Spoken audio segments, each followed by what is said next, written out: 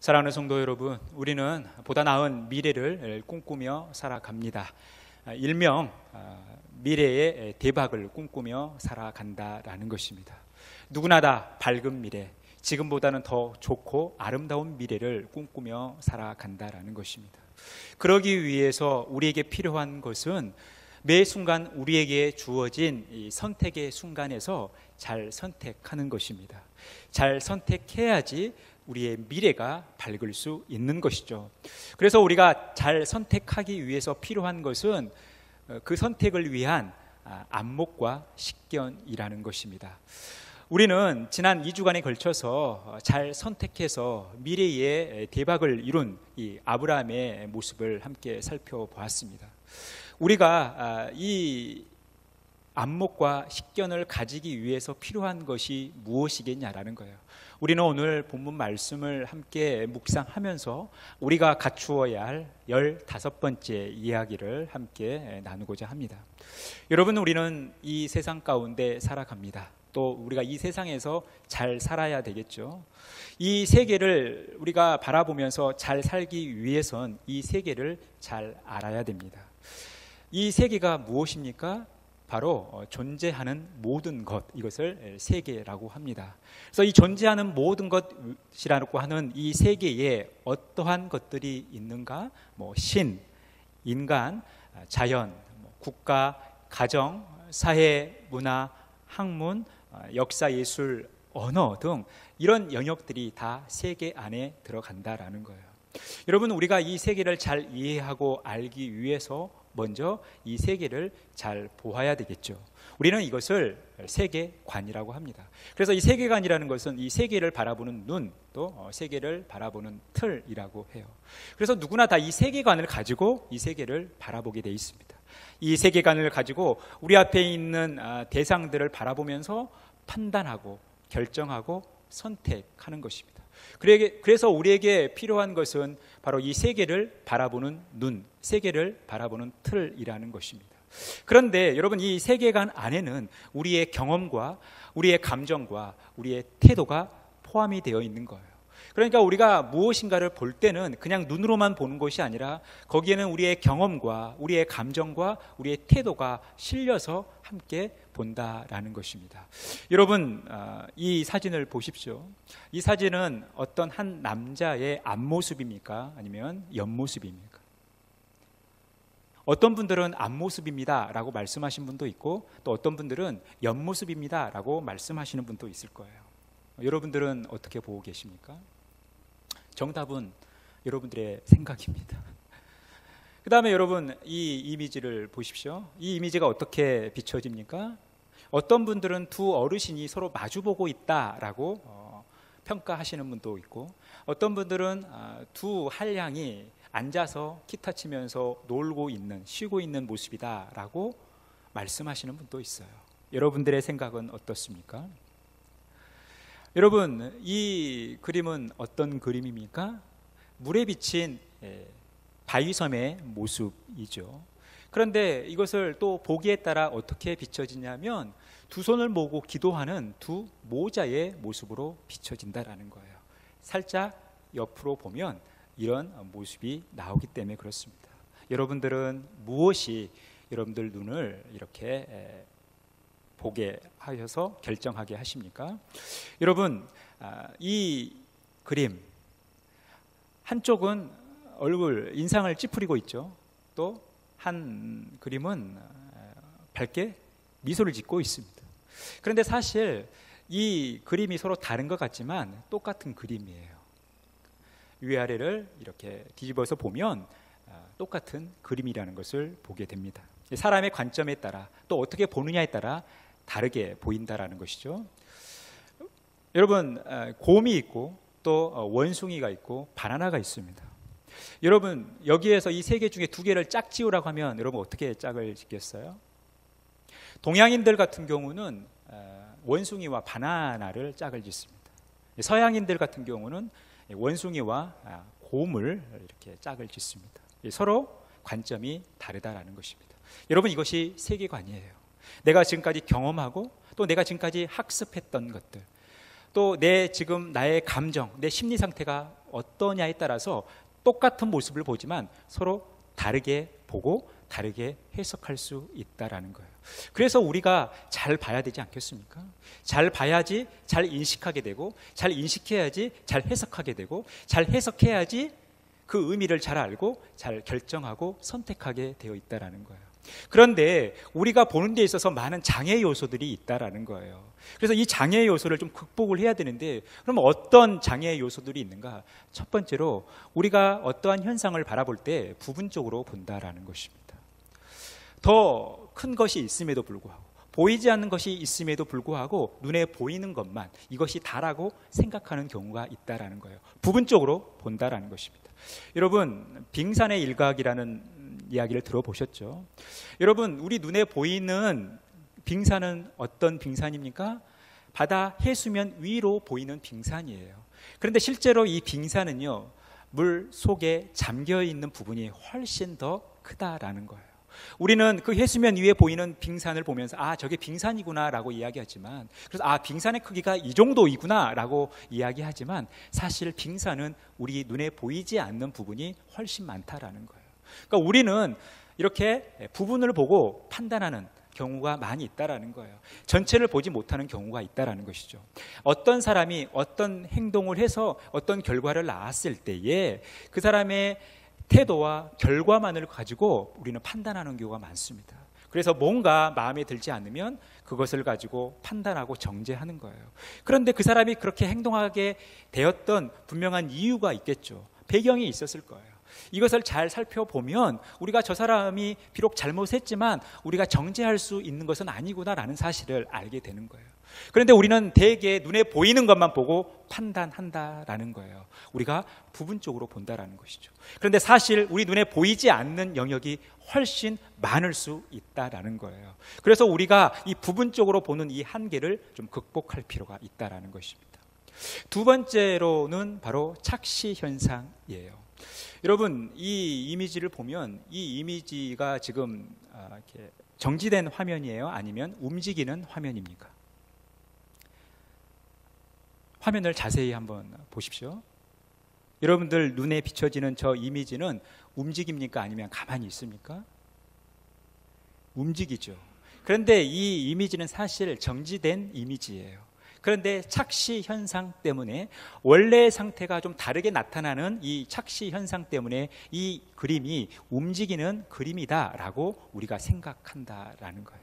이런 착시 현상이 우리가 보는 것을 왜곡하게 보고 또 그렇게 판단하게 한다라는 거예요. 그래서 우리가 극복해야 될 우리의 장애물이 바로 이러한 착시 현상이라는 것입니다.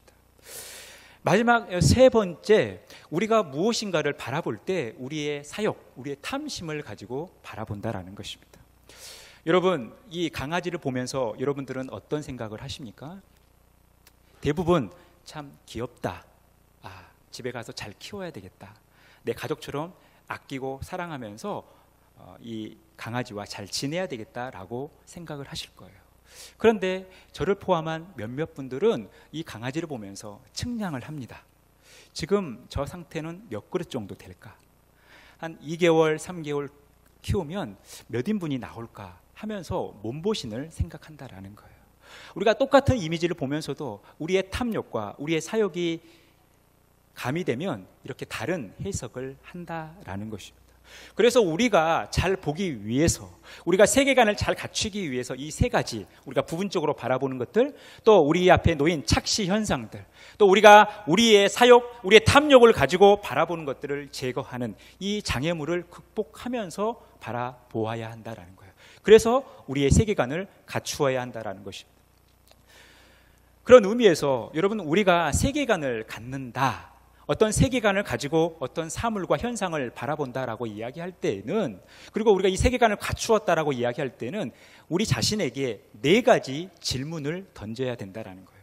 그리고 그 4가지 질문에 대한 답을 가지고 있을 때 비로소 우리는 세계관을 가지고 있다라고 이야기하는 거예요. 여러분 스스로에게 이 4가지 질문을 한번 던져보시기 바랍니다. 첫 번째, 내가 보고 있는 대상을 무엇으로 인식하고 있는가요? 여러분, 우리는 이 땅 가운데 살아가면서 많은 것들을 보지 않습니까? 우리가 보고 있는 많은 대상들이 있어요. 인간을 보기도 하죠. 또 어떤 문화를 보기도 하죠. 또 어떤 자연을 보기도 합니다. 또 어떤 사건을 보기도 합니다. 내가 보고 있는 이 대상을 내가 과연 무엇으로 인식하고 있는가, 이것에 대한 답을 가지고 있어야 된다는 거예요. 두 번째, 내가 사고하고 행동하는 데 있어서 기준은 무엇인가? 여러분, 우리가 이 세계 가운데 살아가면서 우리는 늘 생각하며 살아가지 않습니까? 또 생각하고 그 생각한 대로 행동하는 거예요. 그런데 내가 무엇인가를 생각하고 또 행동하는 데 있어서 그 기준이 무엇인가? 내가 어떤 기준을 가지고 생각하고 어떤 기준을 가지고 행동하는가?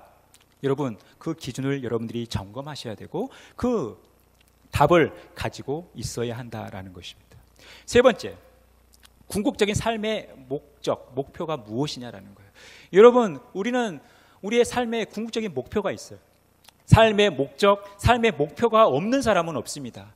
그 어떤 목적을 향해 나가는 거예요. 그렇다면 우리가 지금 가지고 있는 우리의 삶의 궁극적인 목적, 목표가 무엇이냐라는 거예요. 여러분, 이것을 우리가 점검하면서 이것에 대한 답을 가지고 있어야 한다라는 것입니다. 마지막 네 번째, 그 목적, 목표를 이루기 위해 필요한 것이 무엇이냐라는 거예요. 여러분, 우리의 목적이라는 것은 그냥 설정만 해놓고 있는 것이 아니죠. 그 목적을 이루어 가야 되는 거죠. 그 목적을 달성해야 되는 거예요. 그래서 여러분, 우리가 누리는 행복 중에 하나가 뭐예요? 성취감이라는 것이 있습니다. 이 성취감이라는 것은 뭐예요? 내가 무엇인가를 이루었을 때 우리에게서 느껴지는 그 기쁨, 이거 아닙니까? 그러니까 이 성취감 속에서 우리는 행복을 누리는 거예요. 그러니까 목적이라는 것은 달성하라고 있는 것이지 가만히 놔두어서는 안 되는 것이죠. 그러면 우리가 이 목적과 목표를 이루기 위해서 필요한 것이 무엇이냐라는 거예요. 우리가 이것을 점검하고 이 답을 가져야 한다라는 것입니다. 여러분, 우리가 이 세계관을 정립하기 위한 이 네 가지 질문을 우리 스스로에게 던져보는 거예요. 그런데 우리는 누구입니까? 하나님의 구원받은 하나님의 백성, 하나님의 자녀예요. 또 예수 그리스도를 따라간다고 하는 예수님의 제자들입니다. 그렇다면 우리가 이 세계관을 갖추는 데 있어서 이 세계관을 위한 이 네 가지 질문의 답을 우리가 어디에서 얻어야 되겠냐라는 거예요. 여러분, 어디에서 얻겠습니까? 바로 성경에서 얻어야 되겠죠. 하나님의 말씀에서 그 답을 찾아야 되는 것입니다. 우리는 오늘 본문 말씀을 통해 그 답을 찾아가보자 합니다. 오늘 본문 말씀은 참 하나님을 사랑했던, 그 누구보다도 하나님을 사랑했던 다윗, 그리고 왕으로 성공했던 다윗의 고백이에요. 다윗의 이 고백 속에서 우리가 이 세계관을 갖추기 위한 이 네 가지 질문에 대한 답을 찾고자 합니다. 첫 번째, 내가 보고 있는 대상을 무엇으로 인식하고 있냐라는 거예요. 내가 지금 보고 있는 것을 무엇으로 인식하고 있는지 그 답을 오늘 본문에서 찾아보는 것입니다. 우리가 읽었던 1절에서 2절 말씀 같이 읽겠습니다. 땅과 거기에 충만한 것과 세계와 그 가운데에 사는 자들은 다 여호와의 것이로다.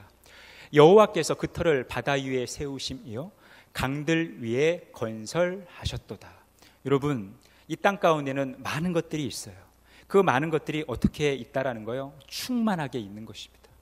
이 땅에는 많은 것들로 충만해 있어요. 그리고 그 가운데 우리 인간이 있습니다.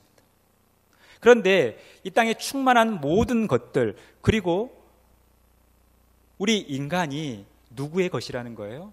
여호와의 것이라는 거예요. 하나님의 것이라는 거예요. 왜냐하면 여호와께서 그것들을 창조하셨기 때문에 그렇다라는 거예요. 하나님께서 이것들을 창조하셨기 때문에 이 모든 것들이 하나님의 것이라는 거예요. 하나님의 창조는 무엇으로 연결이 되냐면 하나님의 섭리로 연결이 되는 거예요. 하나님께서 움직이신다라는 거예요. 하나님께서 다스리신다라는 거예요. 여러분, 이것이 우리가 보고 있는 대상들의 가치입니다. 이것들이 하나님에 의해 창조되었고 하나님에 의해 움직여졌기 때문에 이 모든 것들은 다 하나님의 것으로서 갖는 가치가 있다라는 거예요. 여러분, 이 모든 것이 하나님의 것이라는 이 인식을 우리가 가질 필요가 있는 거예요. 내가 가진 것도 나의 것이 아니라 다 하나님의 것이라는 거예요. 시편 89편 11절 같이 한 목소리로 읽겠습니다. 하늘이 주의 것이요 땅도 주의 것이라 세계와 그 중에 충만한 것을 주께서 건설하셨나이다. 이 모든 것이 다 주님의 것이라는 거예요. 이것이 우리가 보고 있는 어떤 모습들, 또 사물들, 대상의 가치라는 거예요. 그래서 우리가 이것들을 소중히 여겨야 된다라는 것입니다. 여러분, 우리가 가지고 누리는 것, 이게 다 우리 게 아니라는 거예요. 다 주님의 것이라는 거예요. 여러분, 사랑하는 자녀들, 이 자녀들도 우리의 것이 아니라 다 주님의 것이라는 거예요. 여러분, 그러니까 우리가 여기에 집착하거나 욕심을 버릴 필요가 없는 거예요. 이 모든 것들이 다 주님의 것이기 때문에 주님께서 사용하시도록, 주님께 쓰임받도록 해야 되는 것이 우리의 마음가짐이라는 거예요. 그래서 여러분, 하나님께서 우리에게 선물로 주신 이 자연도 우리의 것이 아니라는 거예요. 다 주님의 것이기 때문에 이 자연을 우리가 소중히 여겨야 되는 거 아닙니까? 우리가 이 자연을 함부로 여기면 그 자연은 우리에게 재앙으로 다가오는 거예요. 그래서 우리 그리스도인들이 다른 이들보다 훨씬 더 환경운동에 힘써야 되고 환경 오염을 막는데 더 노력해야 되는 거예요. 그래서 우리 그리스도인들이 더 분리수거를 잘하고 더 힘써야 되는 것입니다. 왜냐하면 이것들이 다 하나님의 것이기 때문에, 하나님의 것이라는 이 가치와 소중함이 있기 때문에 우리는 이것들을 사랑하고 소중히 여기는 그런 삶을 살아가는 거예요. 또한 더 나아가서 초대교회 성도들이 했던 것처럼 우리가 가진 것을 다른 이들과 나누는 삶을 살아가야 한다는 거예요. 이 삶을 힘써 살아가는 저와 여러분의 복된 삶이 되어지기를 간절히 축원합니다. 두 번째, 내가 사고하고 행동하는 데 있어서 기준은 무엇이냐라는 거예요. 여러분, 우리가 이 땅 가운데 살아가면서 생각하고 살아가죠. 생각을 안 하고 살아가는 사람은 없습니다. 그리고 이 생각한 대로 우리가 행동하는 거예요. 생각하는 대로 말하고 생각하는 대로 움직여지는 거예요. 그런데 이것을 하는 데 있어서, 우리가 생각하고 행동하는 데 있어서 기준이 무엇이냐는 거예요. 무엇을 기준으로 우리가 이렇게 생각하고 행동해야 하는 거예요. 우리가 오늘 읽었던 3절에서 4절 말씀 같이 한 목소리로 읽겠습니다. 여호와의 산에 오를 자가 누구며 그의 거룩한 곳에 설 자가 누구인가? 곧 손이 깨끗하며 마음이 청결하며 뜻을 허탄한 데에 두지 아니하며 거짓 맹세하지 아니하는 자로다. 여러분, 여호와의 산에 오른다라는 게 무엇을 의미합니까? 하나님이 허락하신 공간 안에 들어간다라는 거예요. 하나님이 허락하신 시공간 안에 들어간다라는 것이죠. 이곳이 하나님의 임재의 처소이기 때문에 그래요. 우리가 하나님으로부터 은혜를 받는 공간이기 때문에, 그 상황이기 때문에 여호와의 산에 오른 자가 어떤 곳이에요? 바로 이 거룩한 곳에 서는 자와 똑같다라는 것이죠. 그러면 우리가 여호와께서 허락하신 그 공간, 여호와께서 우리에게 주신 그 은혜의 상황 속에 들어가기 위해서 필요한 것이 무엇이라는 겁니까? 곧 손이 깨끗하며 마음이 청결하며 뜻을 허탄한 데에 두지 아니하며 거짓 맹세하지 아니한 자라는 거예요. 이것은 무엇입니까? 하나님 앞에서 깨끗하고 마음이 청결하고 뜻을 허탄한 데 두지 않고 거짓 맹세하지 않는, 즉 하나님 앞에서 경건한 삶, 하나님 앞에 거룩한 삶을 살아가는 거예요.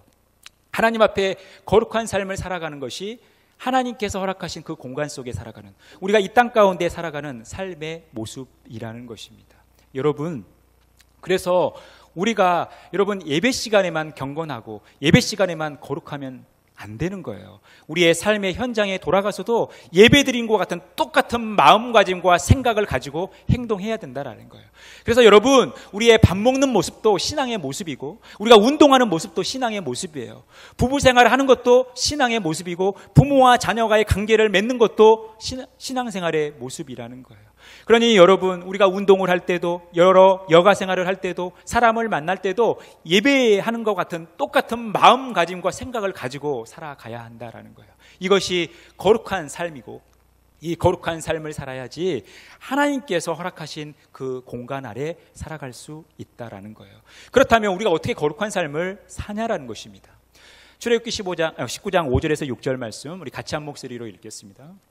세계가 다 내게 속하였나니 너희가 내 말을 잘 듣고 내 언약을 지키면 너희는 모든 민족 중에서 내 소유가 되겠고 너희가 내게 대하여 제사장 나라가 되며 거룩한 백성이 되리라. 너는 이 말을 이스라엘 자손에게 전할지니라.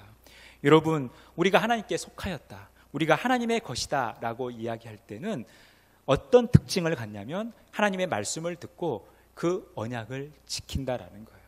우리가 하나님께 속해 있다, 우리가 하나님의 소유다라는 것은 바로 우리가 하나님의 말씀을 듣고 지켜 행하는 거예요. 이것이 거룩한 삶이에요.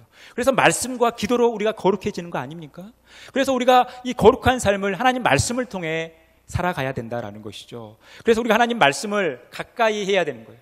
하나님 말씀을 지켜 행해야 된다라는 거예요. 하나님의 말씀을 믿고 그대로 순종한다라는 것은 하나님의 말씀을 신뢰한다라는 거예요. 하나님의 말씀이 우리의 삶 가운데 반드시 성취된다는 사실을 믿고 나가는 거예요. 여러분, 하나님의 말씀을 듣기만 하고 믿지 못한다면, 하나님의 말씀을 듣기만 하고 그대로 순종하지 못한다면 우리는 거룩한 삶을 산다 말할 수 없는 거예요. 날마다 이 거룩한 삶을 살아가는 저와 여러분의 복된 삶이 되어지기를 간절히 축원합니다.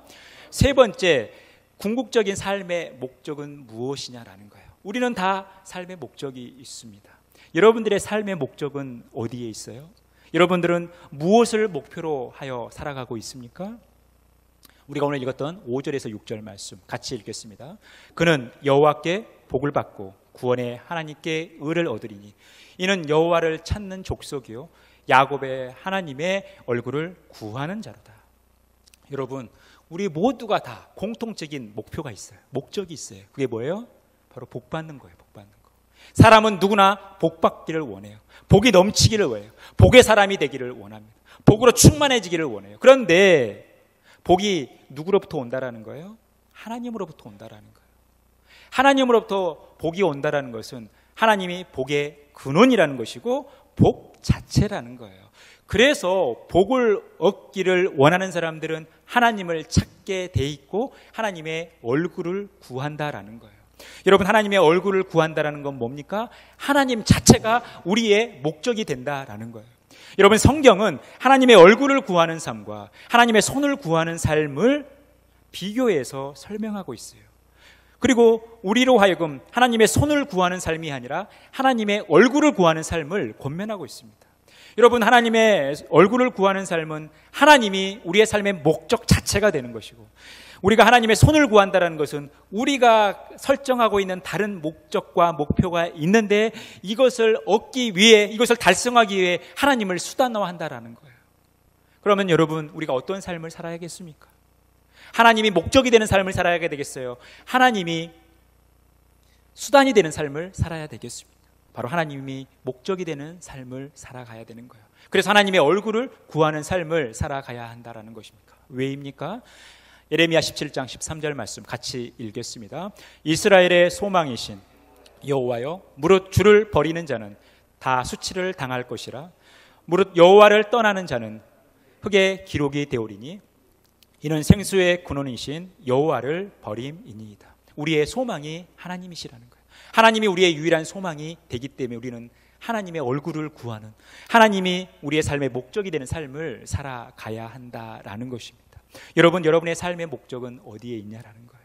우리가 이 분명한 목적을 설정해야지 우리가 하나님을 떠나면, 하나님을 멀리하면 우리의 삶이 불행해지게 되어 있다는 거예요. 우리의 삶이 비참해지게 되어 있다는 거예요. 여러분, 여러분의 삶의 목적을 어디에 두고 계십니까? 하나님이 여러분의 삶의 목적이십니까? 여러분, 이것을 점검하고 이 답을 가지고 있어야 한다라는 것입니다. 야곱의 하나님을 자기 도움으로 삼으며 여호와 자기 하나님에게 자기의 소망을 두는 자는 복이 있도다. 여러분, 우리가 하나님께 소망을 두며 살아갈 때 우리에게 복이 넘치는 거예요. 그러면 왜 우리가 하나님께만 소망을 두어야 되느냐? 이전에 이렇게 고백합니다. 3절에서 4절, 귀인들을 의지하지 말며 도울 힘이 없는 인생도 의지하지 말지니 그의 호흡이 끊어지면 흙으로 돌아가서 그날에 그의 생각이 소멸하리로다. 여러분, 우리가 의지하는 사람이 있다면 여러분, 그 사람이 항상 우리 곁에 있는 것이 아니에요. 여러분, 우리가 우리의 건강과 우리의 명예를 의지한다면 여러분, 이것이 항상 우리 곁에 있는 것이 아니라는 거예요. 이것들은 언젠가는 우리를 다 떠나게 돼 있다라는, 그리고 떠나서 소멸하게 돼 있다라는 거예요. 그런데 변함없이 영원토록 우리와 함께하는 것, 그래서 우리가 의지할 수 있는, 온전히 바라볼 수 있는 분이 누구라는 거예요? 우리의 소망이신 하나님이라는 거예요. 그래서 날마다 이 하나님을 우리의 삶의 소망으로 두고 살아가야 한다라는 것입니다. 마지막 네 번째 질문, 우리의 삶의 목적, 목표를 이루기 위해 필요한 것이 무엇이냐라는 거예요. 우리가 반드시 목적을 이루며 살아가야 되는데 이 목적을 이루기 위해서 우리에게 필요한 것이 무엇이냐라는 거예요. 우리가 오늘 읽었던 7절에서 10절 말씀 같이 읽겠습니다. 문들아 너희 머리를 들지어다. 영원한 문들아 들릴지어다. 영광의 왕이 들어가시리로다. 영광의 왕이 누구시냐? 강하고 능한 여호와시오 전쟁에 능한 여호와시로다. 문들아 너희 머리를 들지어다. 영원한 문들아 들릴지어다. 영광의 왕이 들어가시리로다. 영광의 왕이 누구시냐? 만군의 여호와께서 곧 영광의 왕이시로다. 여러분, 우리 7절에서 10절 말씀에 보니까 제일 많이 등장하는 단어가 있어요. 어떤 단어입니까? 바로 왕이라는 단어죠. 그런데 하나님이 곧 영광의 왕이시라는 거예요. 우리가 이것을 어떻게 이해해야 되는 거예요? 그 영광의 왕 되신 하나님께서 지금 성전을 향해 들어가겠다라는 거예요. 여러분, 이것이 무엇을 의미합니까? 하나님의 그 임재의 모습을 이렇게 묘사하고 있는데, 여러분, 이 왕의 개념을 우리가 이해하기 위해선 이 한자를 봐야 된다고 했어요. 여러분, 이 왕이라는 한자에서 여러분 무엇을 발견해야 된다는 거예요? 바로 예수 그리스도의 십자가를 발견해야 된다는 거예요. 여러분, 그러니 왕이라는 것은 통치하고 군림하는 존재가 아니라 중재자예요. 하나님과 우리를 연결시키는, 중재하는 중보자라는 것입니다. 그래서 예수 그리스도께서 우리를 위하여 십자가에 달려 죽으신 거예요. 그래서 우리의 목적이라고 할 수 있는, 우리의 목표라고 할 수 있는 하나님께 나아가는 유일한 길은 우리 주 예수 그리스도라는 거예요. 그래서 예수님께서 요한복음 14장 6절에서 내가 곧 길이요 진리요 생명이니 나로 말미암지 않고는 아버지께로 올 자가 없느니라라고 말씀했다는 거예요. 여러분, 우리가 하나님께 나아갈 수 있는 유일한 방법은 예수 그리스도라는 거예요. 예수 그리스도로 충분하다라는 거예요. 그래서 우리가 예수 그리스도께 소망을 두며 살아가야 된다라는 거예요. 우리를 찾아오기를 원하시는 그 예수님을 우리가 받아들여야 된다라는 것입니다.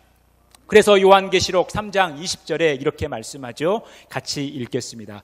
볼지어다 내가 문 밖에 서서 두드리노니 누구든지 내 음성을 듣고 문을 열면 내가 그에게 들어가 그와 더불어 먹고 그는 나와 더불어 먹으리라. 우리를 향해 문을 두드리시는 예수 그리스도, 그분을 받아들일 때에 우리의 인생에 참 행복이 있다라는 거예요. 다른 말로 표현하면 우리가 예수 그리스도를 받아들이고 그 예수 그리스도의 이름을 의지하여 하나님께 나아갈 수 있다라는 거예요. 우리의 삶의 목적을 이룰 수 있다라는 것입니다. 그래서 이 삶의 목적을 이루기 위해 우리에게 필요한 것이 바로 우리 주 예수 그리스도라는 거예요. 이 예수 그리스도를 날마다 마음에 간직하시고 우리의 삶의 주인 삼아 살아가시는 저와 여러분의 복된 삶이 되어지기를 간절히 축원합니다. 여러분, 우리는 이 세계관을 갖추기 위한 4가지 질문에 대한 답을 찾았어요. 어디에서 찾았습니까? 성경에서 찾았어요. 여러분, 이 세계관을 성경에서 찾았다는 것은 우리가 갖는 세계관이 어떤 세계관이라는 거예요? 성경적 세계관이라는 거예요. 다른 말로 표현하면 기독교 세계관이라는 거예요. 우리가 이 세계를 온전히 바라보기 위해서, 이 세계를 잘 이해하고 여기에서 잘 살아가기 위해서 우리에게는 기독교 세계관, 성경적 세계관이 필요하다는 것입니다. 그러면 우리가 기독교 세계관을 갖는다는 것이 무엇을 의미하냐는 거예요. 바로 주님의 눈으로 이 세계를 바라보는 거죠. 주님의 마음으로 이 세계를 바라보는 것이에요. 이것이 성경적 세계관, 기독교 세계관이라는 거예요. 그러면 우리가 주님의 마음으로 이 세계를 바라본다는 것은 무엇을 의미하냐는 거예요. 우리가 오늘 읽었던 7절에서 10절에 보면 문들아 머리를 들라라고 이야기해요. 영광의 왕이 들어가시기 때문에 문들아 머리를 들라라는 거예요. 머리를 들지어다라고 말씀하고 있어요. 그런데 여러분, 여기서 말한 성전의 문은 어떤 거예요? 하나님의 임재를 위한 성전의 문인 것이죠. 그리고 더 나아가서 이 문은 예수님을 받아들여야 될, 하나님을 받아들여야 할 우리의 마음의 문이라는 거예요. 그러면서 이 성전의 문을 의인한 이유는 뭡니까? 우리가 이 하나님을 받아들이는 데 있어서, 하나님의 어떤 임재를 경험하는 데 있어서 중요한 것은 우리의 문이 들려져야 되는데, 여러분, 우리가 조선시대를 살아가고 있지는 않지만, 그래서 요즘 시대는 많이 변했지만, 여러분 옛날 사극들 보면, 이 드라마나 영화를 보면 왕이 백성들 앞을 지나가는 경우들이 있죠. 뭐 왕까지 아니더라도 뭐 이렇게 영의정, 뭐 좌의정, 우의정 이런 대단한 분들이 지나갈 때가 있어요. 근데 여러분, 왕이 지나갈 때 백성들이 어떤 태도를 취합니까? 머리 숙이고 있죠. 감히 머리를 들 수가 없죠. 왜입니까? 이것이 왕에 대한 복종, 왕에 대한 경애의 표현이라고 생각하기 때문에 우리는 왕이 지나갈 때 그렇게 머리를 숙이는 거예요. 그런데 오늘 본문은 머리를 들래요. 왕이 지나가는데, 왕이 임재하겠다는데 머리를 들라고 합니다. 여러분, 이것이 무엇을 의미합니까? 머리를 들라라는 것은 무엇을 들라라는 거예요? 눈을 들라라는 거예요. 눈을 들어 왕과 눈을 마주치라는 거예요. 여러분, 우리에게 찾아오시는 주님이 우리를 향하여 문을 열어라, 문을 들어라, 눈을 들어라 이렇게 말씀하시는 것은 뭐예요? 나와 눈을 마주치자라는 거예요. 여러분, 그래서 우리가 기독교 세계관을 갖는다, 성경적 세계관을 갖는다라는 것은 주님과 눈을 마주치는 거예요. 눈을 마주치고 주님과 함께 교제하는 거예요. 주님과 함께 커뮤니케이션을 이뤄가는 거예요. 그래서 그 주님의 마음과 주님의 시각을 가지고 이 세계를 바라보는 거예요. 이 눈을 마주친다라는 것이 요즘 표현으로 쓰면 뭐냐면 아이 컨택트라는 거예요. 눈과 눈을 마주치면서 서로에게 관심을 표하고 서로와 함께 대화를 하는 거죠. 그래서 요즘 예능 프로그램 중에 아이 컨택트라는 예능 프로그램이 있어요. 평소에 말도 안 하고 서먹서먹하게 지냈던 사람들이 함께 눈을 마주치면서 커뮤니케이션을 시작하는 거예요. 서로 표현하기 시작하는 거죠. 서로 관심을 갖기 시작한다라는 거예요. 여러분, 우리가 주님의 시각을 가지고 주님의 마음을 품고 이 세상을 바라보기 위해서, 우리가 성경적 세계관, 기독교 세계관을 갖기 위해서 먼저 우리에게 필요한 것은 바로 주님과 눈을 마주치는 거예요. 주님과 눈을 마주치는 이 아이 콘택트가 우리 안에 일어나야 된다라는 거예요. 이 아이 콘택트를 통해서 주님과 함께 교제하며 주님과 함께 마음을 합하여 그 주님의 마음과 주님의 시각을 가지고 이 세계를 바라보아야 한다라는 것입니다. 이것이 우리가 회복해야 할 것들이라는 거예요. 그래서 우리가 이 주님의 마음을 가지고 주님의 생각을 가지고 주님의 눈을 가지고 이 세계를 바라볼 수 있는 것입니다. 여러분, 시편 131편 1절에서 3절 함께 읽겠습니다. 여호와여, 내 마음이 교만하지 아니하고 내 눈이 오만하지 아니하오며 내가 큰 일과 감당하지 못할 놀라운 일을 하려고 힘쓰지 아니하나이다.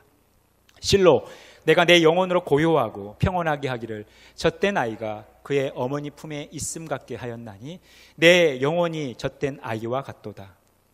이스라엘아, 지금부터 영원까지 여호와를 바랄지어다. 여러분, 교만한 마음, 오만한 눈, 여러분 대칭을 이루지 않습니까?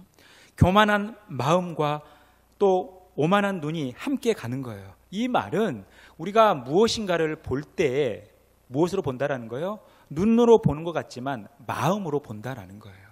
그러니까 세계관이라는 것은 이 눈과 마음이 함께 보는 거죠.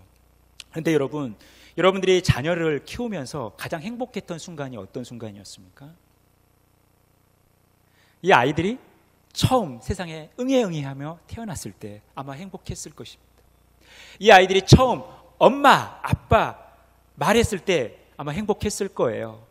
또 이 아이가 처음 걸음마를 시작했을 때 행복했을 거예요. 그리고 이 아이가 처음 학교에 들어갔을 때 행복했을 거예요.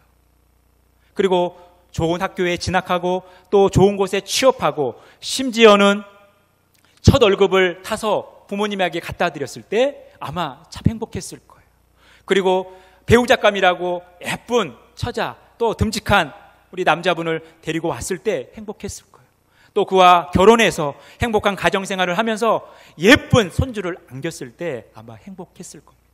근데 저 같은 경우는 언제 행복했느냐? 저희 아이들이 이제 갓난 아이 때 저와 저희 사모의 품에 있다가 이렇게 안고 있으면 어느 순간 아이들과 눈이 마주칠 때가 있어요. 그 눈이 마주치는 순간 아이가 방긋 웃을 때가 있습니다. 물론 이것이 아이의 의지는 아니에요. 그런데 부모는 착각하는 거예요. 아, 이 아이가 나를 보고 웃었네? 라고 착각하는 거죠. 저도 그것에 속아가지고 그 모습이 정말 저에게 행복한 순간이었어요. 여러분, 주님이 우리와 눈을 마주친다. 주님께서 얼마나 행복하시겠냐라는 거예요. 주님이 우리와 아이 컨택트 할 때 주님께서 얼마나 행복하시냐는 거예요. 여러분, 우리가 이것을 회복해야 되는 거예요. 날마다 주님과 아이 컨택트하며 주님과 눈과 눈을 마주치며 주님과 소통하며 교제하는 삶을 살아가야 된다는 거예요. 그럴 때 우리에게 온전한 안목과 바른 식견이 생기는 거예요. 그리고 잘 판단하고 결정하고 선택할 수 있는 거예요. 그래서 우리의 삶이 행복해지고 우리의 미래의 대박이 일어날 수 있다는 것입니다. 저와 여러분의 삶에 이 아이 콘택트가 회복되어지기를 간절히 축원합니다. 주님과의 아이 콘택트가 일어나기를 소망합니다. 여러분, 옆에 계신 분들하고 한번 눈을 마주쳐 보십시오. 쉽지 않을 것입니다. 평소에 서먹서먹했던 분들, 뭔가 내가 저 사람한테 잘못한 것이 있는 분들 눈 못 마주쳐요. 여러분, 이 눈과 눈을 마주친다는 것이 쉽지 않은 일이에요. 뭔가 거리낌이 있으면 눈을 마주치지 못하는 거예요. 그러니까 여러분, 눈을 마주친다는 것은 사랑의 표현이자 애정의 표현이자 관심의 표현이자 신뢰의 표현인 거예요. 우리가 주님과 아이 컨택트 한다는 것은 그만큼 주님을 신뢰한다는 것이고 주님과 내 사이에 꺼림칙한 죄의 요소들이 사라졌다는 것을 의미하는 거예요. 여러분, 마지막 시편 123편 1절에서 2절 말씀을 함께 읽으며 말씀을 마무리하겠습니다. 같이 읽겠습니다. 하늘에 계시는 주여, 내가 눈을 들어 주께 향하나이다. 상전의 손을 바라보는 종들의 눈같이, 여주인의 손을 바라보는 여종의 눈같이 우리의 눈이 여호와 우리 하나님을 바라보며 우리에게 은혜 베풀어 주시기를 기다리나이다. 사랑하는 성도 여러분, 우리가 우리의 눈을 들어 주를 향해 하셨으면 좋겠어요. 우리가 눈을 들어 주님과 눈을 마주쳤으면 좋겠어요. 우리 안에 주님과 아이 컨택트가 일어났으면 좋겠습니다. 그래서 우리가 주님의 마음을 품고 주님의 생각을 품고 주님의 시각을 가지고 이 세계를 바라보면서 이 땅 가운데 어떻게 살아가는 것이 하나님께서 가장 기뻐하시는 모습일까? 우리가 이 땅 가운데 살아가면서 어떤 것이 가장 지혜로운 선택이고 지혜로운 결정이고 우리가 어떻게 살아가는 것이 하나님께 영광 돌리는 삶인가를 늘 생각하시면서 항상 우리의 삶 가운데 주님과의 아이 컨택트가 풍성하게 일어나는 그런 복된 삶 살아가시기를 간절히 축원합니다. 하나님 감사합니다.